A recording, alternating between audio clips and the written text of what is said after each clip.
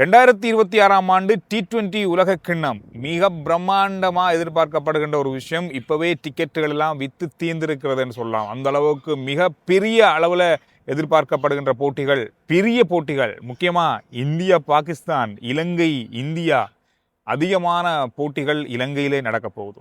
குறிப்பாக இலங்கையிலும் இந்தியாவில் தான் அத்தனை போட்டிகளுமே நடக்க போகுது. அதில் இலங்கை இந்தியா விளையாட போகிற அரவாசி போட்டிகள் இங்கே தான் நடக்க போகுது. அதோடு இந்தியா பாகிஸ்தான் விளையாட போகிற அத்தனை போட்டிகளும் இலங்கையில் நடக்க போகுது. இப்படி இருக்கும்போது இந்திய கிரிக்கெட் கவுன்சில் இந்திய அணியை அறிவிச்சிருக்காங்க. இதில் பெரிய ஒரு ஏமாற்றம். நிறைய பேர் இப்படியும் நடந்திருக்கா அப்படின்ற ஆச்சரியமாக பார்க்கக்கூடிய ஒரு விஷயம்தான் சுமங்கில் அணியிலிருந்து நீக்கப்பட்டிருக்காரு.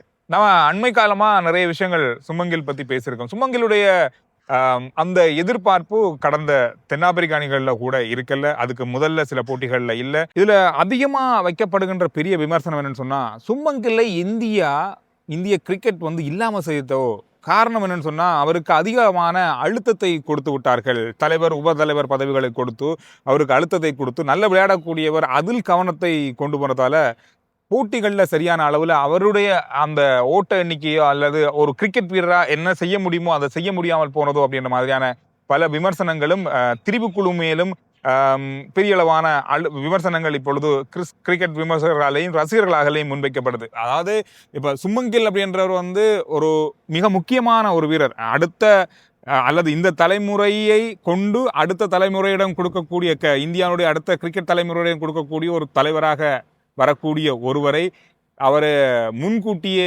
அதெல்லாம் கொடுத்து அவருக்கு ஏகப்பட்ட அழுத்தத்தை கொடுத்து விட்டார்கள். இப்பொழுது அந்த பலன்தான் உலக கிண்ணத்திலேயே இல்லாமல் செய்திருக்கிறது. அணியிலே இல்லை அப்படின்ற அளவுக்கு இருக்கிறதுக்கான காரணம் அதுவாக இருக்குது. அதுதான் காரணமே அப்படின்னு மாதிரி தான் இப்போ சொல்லப்படுது. நீங்கள் அதை பற்றி என்ன நினைக்கிறீங்கன்னு தெரியல. இப்போ நான் வெளியே இருக்கேன், விமல் அண்ணா இன்னொரு இடத்துல இருக்காரு. அவர் இந்த போட்டியில் வரப்போற உலக கிண்ணத்துல இந்திய அணியினுடைய வீரர்கள் பற்றியும் இந்திய அணியில யாரெல்லாம் இடம் பிடிச்சிருக்காங்க அப்படின்றத பற்றியும் சொல்ல போறாரு. அதை கேட்டுட்டு வருவோம். சந்திர சொன்னது போன்று சுப்மன் கில் நேரடியாக அணியால் தூக்கப்பட்டிருக்கின்றார். சுப்மன் கில் தொடர்பில் நாங்கள் தொடர்ச்சியாக பேசி வந்தோம். இவர் T20 போட்டிகளில் சரியான முறையில் பிரகாசிக்கவில்லை என்று அதிகமான அழுத்தத்தை கனத்தினை ஒரே நேரத்தில் தூக்கி சுப்மன் கில்லின் தலையில் வைத்து விட்டார்களோ என்பதுதான் கொஞ்சம் யோசனையாக இருக்கின்றது. குறிப்பாக T20 போட்டிகளில் அவரை அவசரப்படுத்த தேவையில்லை.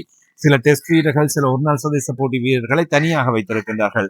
ஜெய்ஸ்வால், அதே போன்று கில்லை அங்கே மாத்திரம் பாவிக்கலாம், லோகேஷ் ராகுல், ஸ்ரேயாஸ் ஐயர் என்று தனித்தனியாக பிரித்து வைத்திருக்கின்றார்கள். இதே போன்று கில்லி பொழுது எதிர்கால நம்பிக்கை நட்சத்திரமாக பார்க்கப்படுகின்ற நிலையில் டெஸ்ட் போட்டிகள் மற்றும் ஒருநாள் சர்வதேச போட்டிகளோடு மட்டுப்படுத்தி அவரை கொஞ்சம் ஃப்ரீயாக T20 போட்டிகளிலும் விளையாட விட்டிருக்கலாம். உபதலைவர் பதவியினையும் கொடுத்து அவர் மீது ஒரு அழுத்தத்தினை பிரயோகித்ததன் காரணமாக இவர் இப்பொழுது தடுமாறி இருக்கின்றார், கஷ்டப்பட்டிருக்கின்றார் என்பது போல் தென்படுகின்றது.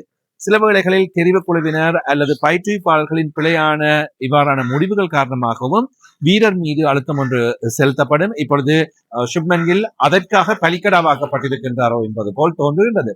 அதே போன்று இப்பொழுது யார் ஆரம்ப துடுப்பாட்ட வீரராக விளையாட போகிறார்கள் என்று தென்னாப்பிரிக்கா தொடரில் சஞ்சு சாம்சன் ஆரம்ப துடுப்பாட்ட வீரராக களமில் இருந்தார். எனவே சஞ்சுவை தான் பாவிக்க போகின்றார்கள் போல் தென்படுகின்றது right hand left hand கம்பினேஷனுக்காக.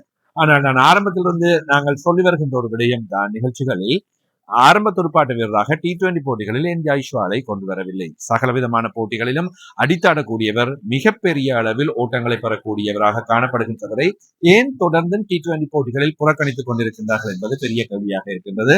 Abhishek Sharma இடதுகர துடுப்பாட்ட வீரர் என்பதற்காக இன்னொரு இடதுகர துடுப்பாட்ட வீரர் ஆரம்ப துடுப்பாட்ட வீரராக தேவையில்லை என்பதற்கான முடிவா? அப்படியாக இருந்தால் ஏன் ஜெய்ஸ்வாலை மூன்றாவது இலக்கத்தில் பாவிக்க முடியாது? உதாரணத்துக்கு உங்களுக்கு தெரியும், 2 இடதுகர துடுப்பாட்ட வீரர்களான அடம் கில்கிறிஸ்ட் மற்றும் மேத்யூ ஹெய்டன் ஆகியோர் தான் ஆஸ்திரேலியாவின் ஆரம்ப ஜோடி. இவர்கள் தான் உலகத்தின் மிகச்சிறந்த ஆரம்ப ஜோடியாகவும் போற்றப்படக்கூடியவர்களாக இருந்தார்கள். எனவே 2 இடதுகர துடுப்பாட்ட வீரர்கள் ஆரம்ப துடுப்பாட்ட வீரர்களாக இருக்கக்கூடாது என்ற முடிவினையும் எடுப்பதை இந்த அளவில் ஏற்றுக்கொள்ள முடியும் என்பது தெரியவில்லை.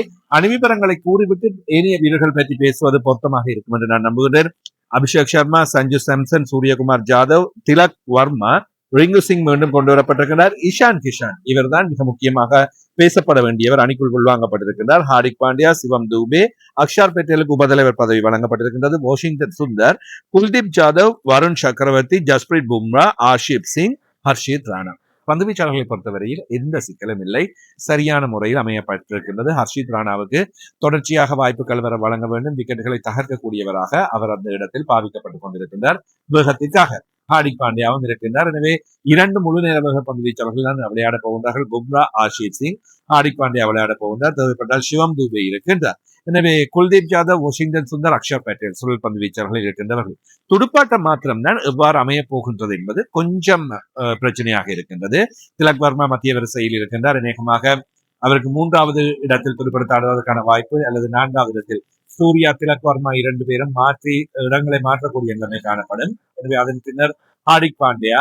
எனவே இந்திய அணி ஒட்டுமொத்தமாக பலமாக இருக்கின்றது. ஆரம்ப இடம்தான் சிக்கலாக இருக்க போன்றது. ரைட். எண்ணத்திற்காக இஷான் கிஷன் உங்களுக்கு தெரியும், இந்திய அணிக்குள் வந்தவர். ஆரம்பத்தில் சில ஒழுக்காற்று பிரச்சனைகள் இருந்ததன் காரணமாக இவர் அதன் பின்னர் அணியை விட்டு சென்றார். மீண்டும் வரமாட்டாரோ என்று இருந்த நிலையில் உள்ளூர் போட்டியொன்றில் 514 ஓட்டங்களை கிட்டத்தட்ட 200 என்ற ஸ்ட்ரைக் ரேட்டில் அவர் பெற்றிருக்கின்றார். அதுதான் இஷான் கிஷன் மீண்டும் அணிக்குள் கொண்டு வரப்படுவதற்கான வாய்ப்பு. விக்கெட் காப்பாளராகவும் அவர் உள்ளே வருகின்றார். இஷான் கிஷனையும் பாவிப்பதற்கான வாய்ப்புகள் அதிகமாக இருக்கின்றது. சில வேளைகளில் அவரைத்தான் ஆரம்ப துடுப்பாட்ட வீரராக நேரடியாக பாவிக்கப் போகின்றார்களா, அல்லது சஞ்சு சாம்சனை பாவிக்க போகின்றார்களா? சஞ்சு சாம்சனை சரியான முறையில் பாவிக்கவில்லை கௌதம் கம்பீர் என்கின்ற பெரிய விமர்சனங்கள் முன்வைக்கப்பட்டுக் கொண்டிருந்தன. எனவே சஞ்சு சாம்சனுக்கு தென்னாப்பிரிக்காவுடனான தொடரில் இறுதியாக வாய்ப்பு வழங்கப்பட்ட வேளையில் அவர் நல்ல முறையில் செய்து காட்டியிருக்கின்றார். இப்படியான விஷயங்கள் இந்திய அணிக்காக காட்டப்பட்டிருக்கின்றன. எனவே இந்திய அணியை பொறுத்தவரையில் மிகப்பெரிய அதிர்ச்சி தரக்கூடிய ஒரு கடுமையான முடிவாக பார்க்கக்கூடியது சுப்மன் கில்லின் வெளியேற்றம்.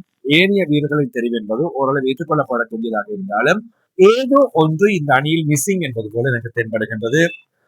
லோகேஷ் ராகுல், ரிஷாப் பாண்ட், ஸ்ரேயாஸ் ஐயர் போன்ற இந்தியாவின் மிகப்பெரிய கிரிக்கெட் வீரர்கள் இல்லாத ஒரு அணியாக இது தென்படுகின்றதோ, அதிகமாக இளைய வயது வீரர்களை மையப்படுத்தியதாக இருக்கின்றதோ, ஏதோ ஒரு துடுப்பாட்ட வரிசையில் ஏதோ ஒரு சின்ன நெருடல் அல்லது ஏதோ ஒன்று காணாமல் இருக்கின்றது என்பது போல் தென்படுகின்றது.